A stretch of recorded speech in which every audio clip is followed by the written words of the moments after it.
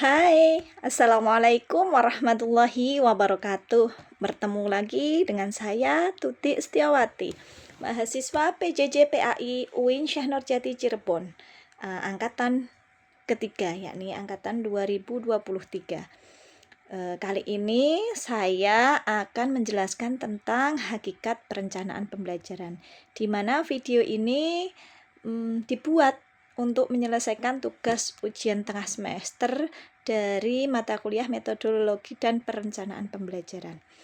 Baiklah, kita mulai dari manfaat perencanaan pembelajaran, di mana perencanaan pembelajaran adalah proses pengambilan keputusan secara rasional tentang tujuan pembelajaran tertentu dengan memanfaatkan segala potensi dan sumber belajar yang ada. Ini menurut Sanjaya tahun 2015.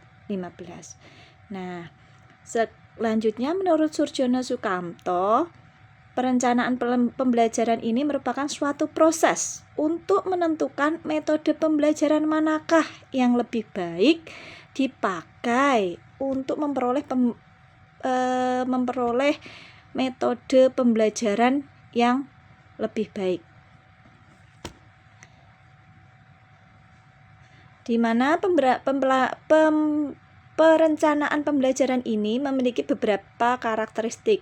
Yang pertama yakni perencanaan pembelajaran merupakan hasil dari proses berpikir. Artinya suatu perencanaan pembelajaran disusun tidak asal-asalan, akan tetapi disusun dengan mempertimbangkan segala aspek yang mungkin dapat berpengaruh, di samping disusun dengan mempertimbangkan segala sumber daya yang tersedia untuk mendukung keberhasilan dari proses pembelajaran tersebut. Selanjutnya, perencanaan pembelajaran disusun untuk mengubah perilaku siswa sesuai dengan tujuan yang diinginkan, tujuan yang ingin dicapai dari proses pembelajaran tersebut. Nah, hal ini berarti fokus utama dalam perencanaan pembelajaran adalah ketercapaian tujuan. Ketiga, perencanaan pembelajaran berisi tentang rangkaian kegiatan yang harus dilaksanakan untuk mencapai tujuan. Oleh sebab itulah, perencanaan pembelajaran dapat berfungsi sebagai pedoman dalam merancang pembelajaran sesuai dengan kebutuhan yang ada. Masuk ke pembahasan selanjutnya, peranan perencanaan pembelajaran. Keberhasilan dari suatu kegiatan itu sangat ditentukan oleh perencanaannya ya. Apabila direncanakan dengan matang, dengan baik, maka akan tercapai tujuan yang baik pula.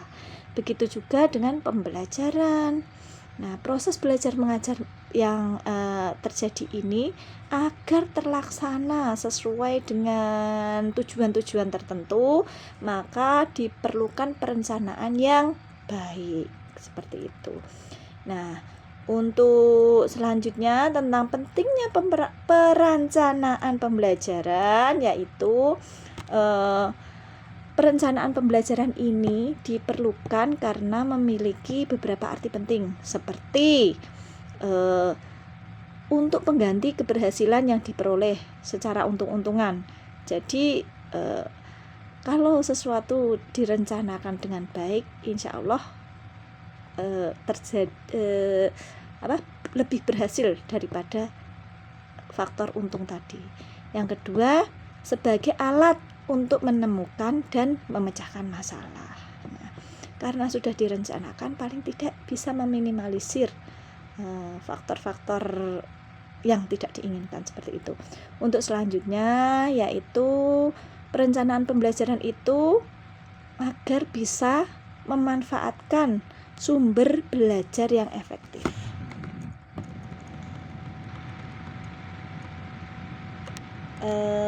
Terus selanjutnya beberapa pertimbangan atau asumsi yang melandasi mengapa sih guru harus melakukan perencanaan pembelajaran. Di antaranya, perencanaan pembelajaran itu dikembangkan atas dasar tesis yang menyatakan bahwa pengajaran dapat dirancang secara lebih sistematis dan berbeda dengan cara-cara tradisional. Jadi ini merupakan pembaruan agar keberhasilan dari pembelajaran itu dapat tercapai lebih maksimal, seperti itu.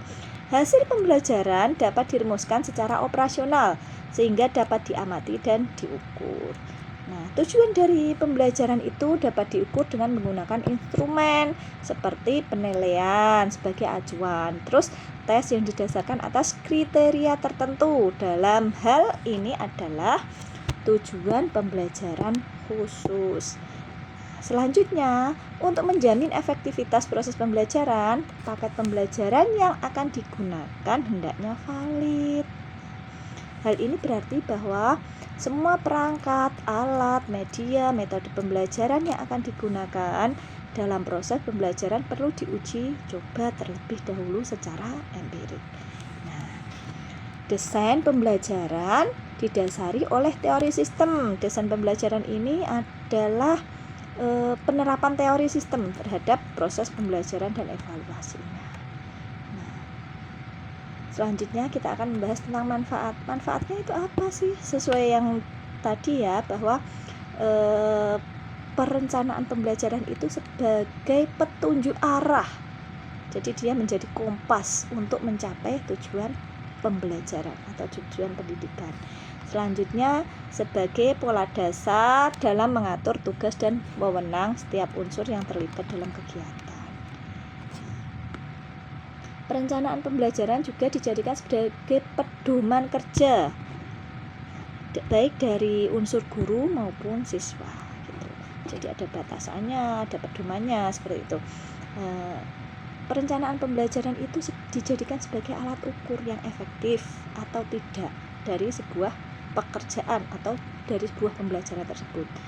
Nah, kalau dijadikan sebagai bahan penyusunan data, maka perencanaan pembelajaran agar terjadi keseimbangan kerja dan bisa sebagai alat untuk menghemat waktu, menghemat tenaga, menghemat alat dan maupun biaya. Demikian yang dapat saya sampaikan, kurang dan lebihnya mohon maaf. Ditunggu kritik dan sarannya agar video yang dibuat ini meskipun untuk memenuhi tugas-tugas bisa lebih baik dan bisa lebih dipahami. Terima kasih. Wassalamualaikum warahmatullahi wabarakatuh.